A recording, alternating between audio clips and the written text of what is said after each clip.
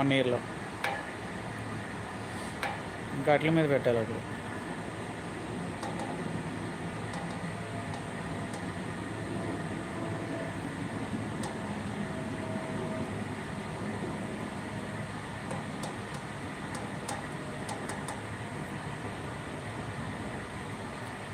For example, నువ్వు India వచ్చాక YouTube salary పైన బతకాలి, అలా ప్లాన్ చేసుకో. ఇక కువైట్ వెళ్ళవలసిన పని లేదు ఫ్యామిలీని వదిలిపెట్టి.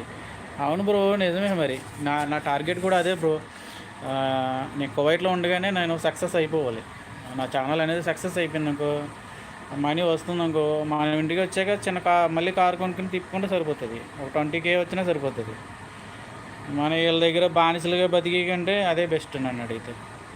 ఇప్పుడంటే టైం బాగోకి వచ్చాము, చేసుకుంటున్నాం, పిల్లల చదువులకి ఉపయోగపడుతుందని. అదే మన ఇండియా వచ్చేసామనుకో, మనకి హెల్త్ ఇంత టార్చర్ ఉండదు. ఇక jail life, Kuwait driver life అంటేనే జైలు లైఫ్. ప్రతిదానికి వెళ్ళి పర్మిషన్ ఉండాలి. కనీసం మనం ఏదైనా సూపర్ మార్కెట్కి వెళ్ళాలన్నా కూడా వీళ్ళు పర్మిషన్ తీసుకునే వెళ్ళాలి. కారు వేసుకుని వెళ్ళాలన్నా కూడా వీళ్ళు పర్మిషన్ తీసుకోవాలి.